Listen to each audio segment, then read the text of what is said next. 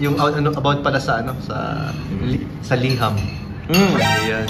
Marami rin nagtatanong about sa liham. Oo nga po. Ayan guys, may konting problema po si Papa Jobs. Bro, anong problema? Ano ko yan?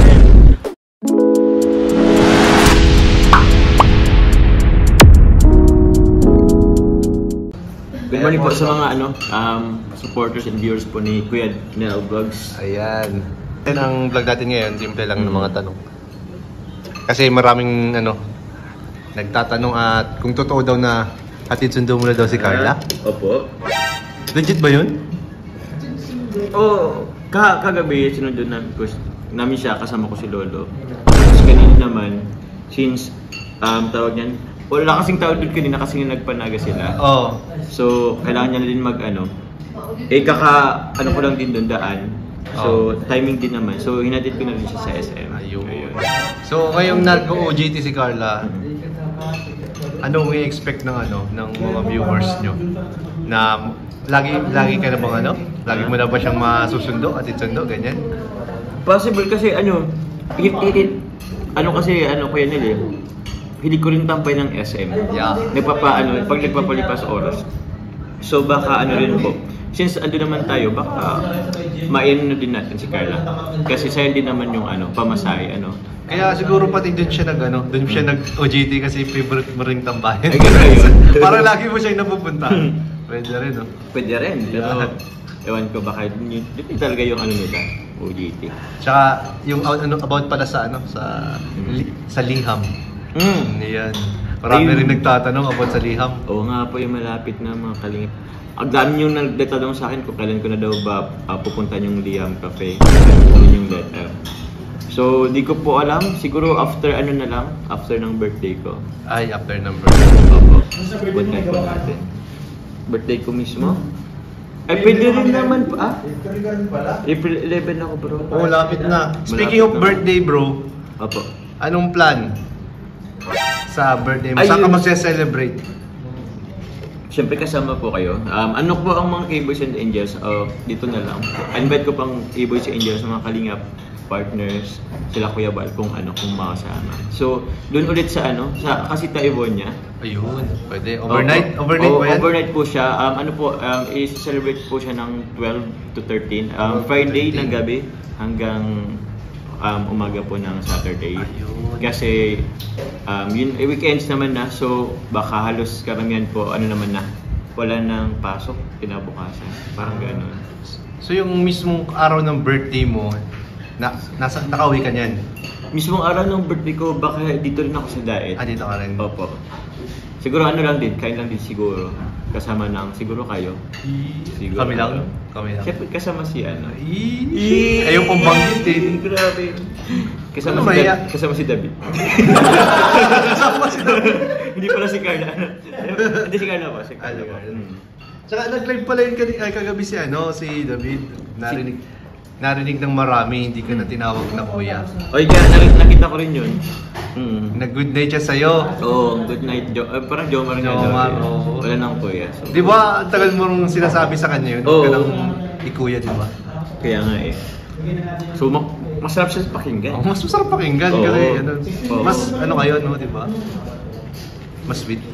Mas sweet. Mas sweet. Kaya nga eh. So, yan bro, salamat. Yan lang ang ating para maliwanagan na iba nating mga supporters dyan. Ayan. Opo. So abangan nyo na lang po if ever man na mabalikan pa natin yung Liham Cafe. Vlog ko rin po ulit yun. Mas maganda sana ako kasama si Carla. Oo. Siya yung magbasa. Yan, siya magbasa. Pero try natin kay Kalinga Parab. Tawag niyan? Ipaalam. Ayun. Yun. So yun bro. Ayos. Salamat bro. Thank you po Kuya Nel. Ayan guys, thank you. Ayan guys, may konting problema po si Papa Jobs. Bro, anong problema? Ano Kuya Nel?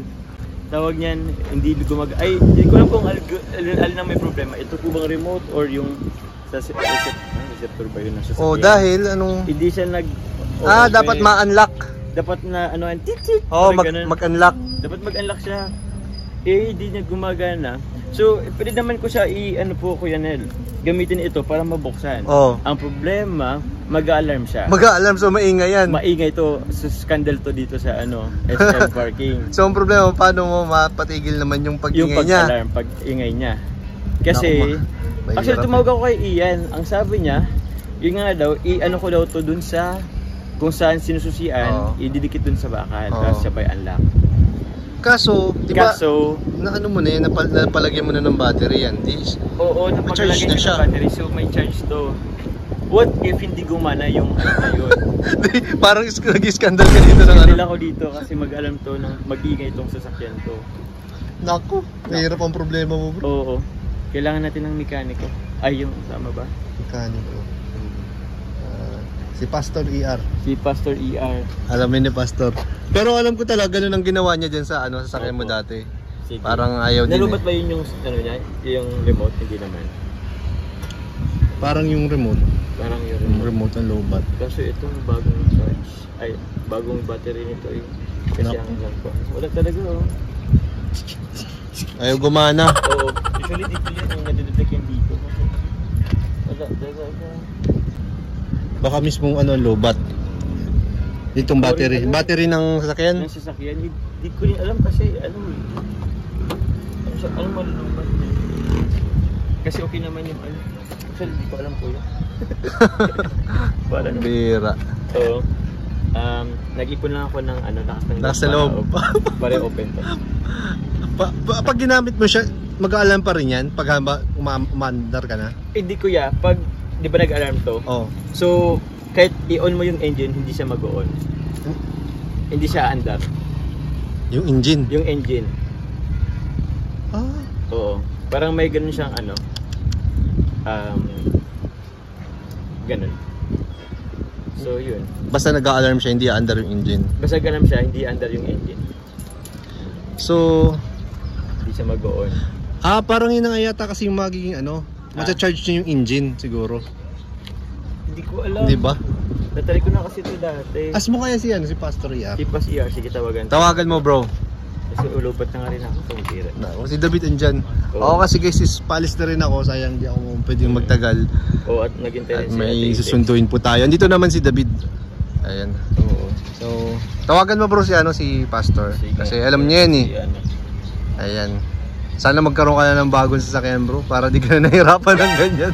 Siya nga kuya, kung bira yan. Ay. Ewan ko nga, ba't sunod-sunod yung nagiging problema ko? Nung isang araw... Grabe na ang paramdam bro. Grabe na ang paramdam. Nung isang araw pa lang, nagpalit tayo ng ng starter, ng ignition coil, at si Pastor ER. Hello po, Ayan, Pastor yan. ER. Good afternoon po. Yes po, may problema po ako. Actually, yung sasakyan ko po pala. Kasi nabagit na daw, nangyari nito sa inyo. Itong sasakyan ko po, hindi po gumagana yung unlock niyang remote. Yes. Opo, tapos yun, pag ginamit ko yung susi niya, mag-alarm po itong sasakyan. So, iskandalo po siya dito po. Maglalak yan, maglalak. Maglalak po na mag-alarm po to yung Ginamit mo yung susi, tapos Opo. hindi siya nare-recognize, Opo, magtutunog siya. tutunog nga po siya. Okay. So, yun po. Kotse mo yung Vios 2006 year model. Okay. So, hindi gumagana yung yung key, yung key. Remote key. Remote key. Yung remote key po. Wait lang po at may Hello po. Hello? Opo, di gumagana yung remote key. Tapos, binuksan mo ng susi? Hindi ko pa po binubuksan kasi alam ko mag-alarm po siya. And hindi ko alam yung possibilities na ma-unlock po siya. Ay mawala yung Okay. alarm. Oo. So, ang gawin mo, Opo. napalitan mo na yung battery niyan? Yes po, napalitan ko yung battery. Hindi pa rin gumana. Napalitan mo na? Opo. Hindi pa rin? Hindi pa rin. So parang di ko alam kung nasa sa key or yung dito sa loob ng sasakyan, yung sensor ang Yan problema. ba yung pinagana ko nun? Parang yan eh. Ito ba yun? Hindi. Kanino sasakyan yun? Hindi ko po alam.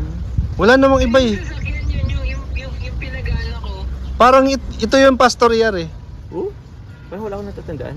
Di ba doon ka sa kay Rabay, yung sa niya, birthday niya? Di ba may Kanino yun? Yung hindi gumagana ng sasakyan? Anong kung tandaan nyo, may Yusuf po ba?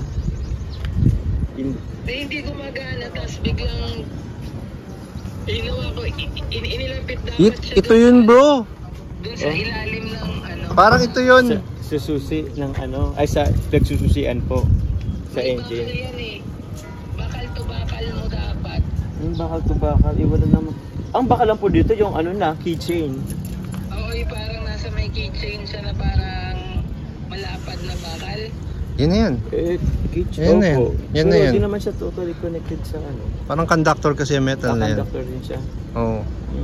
Oo, tapos ang pangalawa, na medyo weird. Opo. Lumapit ka, tapos ilagay mo sa may baba mo. Seryoso.